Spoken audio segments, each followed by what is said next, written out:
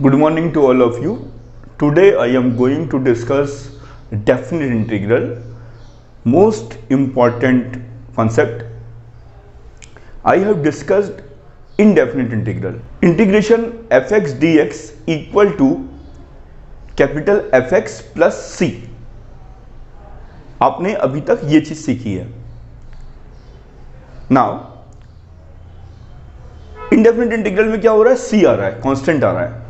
लेकिन जैसे यहां इसके नाम से पता लग रहा है डेफिनिट वैल्यू, डेफिनिट इंटीग्रल, तो इतना तो पता लग गया कि अब c जो है वो कांस्टेंट नहीं आएगा आंसर में.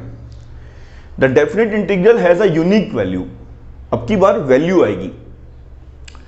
ए definite integral is denoted by, अब की बार आपको कहीं ना कहीं आपको क्या कहते हैं, बाउंड कर दिया जाएगा. कहीं the lower limit of the integral and b is the upper limit of the integral.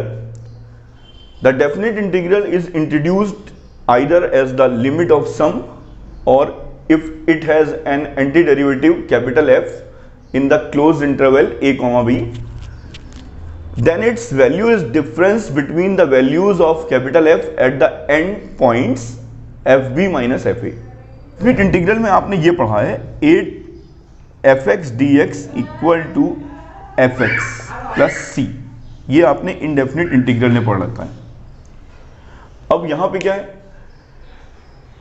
ये आपका इंडेफिनिट इंटीग्रल है. लेकिन यहां पर क्या है, अब की बार आपको ये जो fx है ये a to b दे दिया, यानी क्लोज इंटरवल दे दिया. और अब आपसे कहा गया है कि अब उसका आंसर क्या होगा. तो जब आपने यहां a to b लगा दिया, तो जब आप इसमें a to b करेंगे तो क्या आ जाएगा, fb plus c minus fa plus C. जब उसको ओपन करेंगे तो fb माइनस fa आ जाएगा आपका. यही थ्योरम आपकी second fundamental theorem of integral calculus है.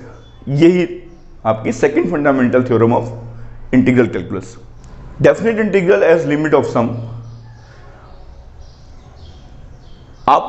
आपके सामने एक fx दे रखा है.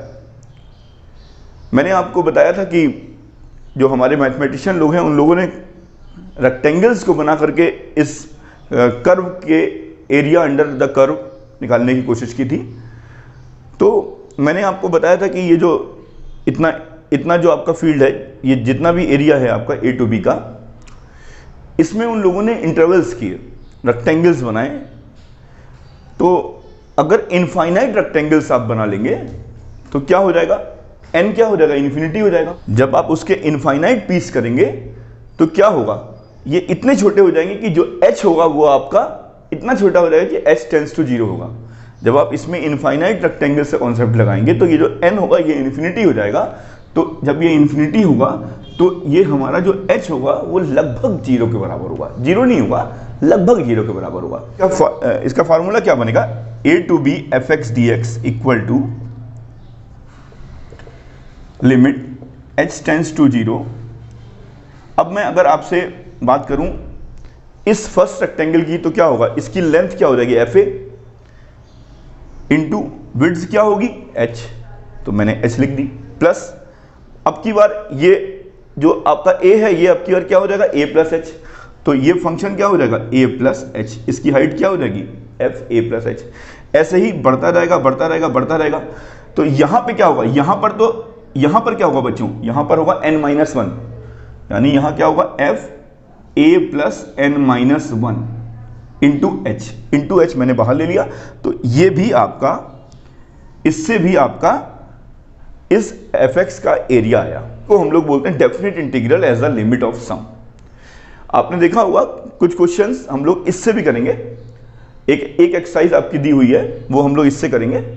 फिर बाकी जो है हम लोग डेफिनिट इंटीग्रल से करेंगे, जो आपकी a to b fx dx equal to fb minus fa से करेंगे. सेकंड एरिया फंक्शन, मैंने आपको बताया था कि ये एक fx है, ये एक फंक्शन है. तो हमें इसका जो इसका एरिया है, जो इसका एरिया फंक्शन है वो क्या होगा, आपका integration a to x fx dx इस चीज को शो करेगा. ये जो ax एरिया फंक्शन है ये integration a to x fx dx इस एरिया को शो करेगा। ये आपका एरिया फंक्शन है।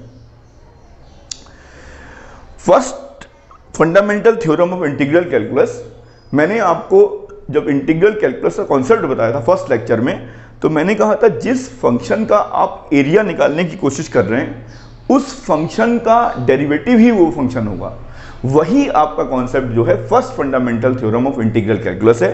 Let F be a continuous function on close interval a, b and ax be the area function.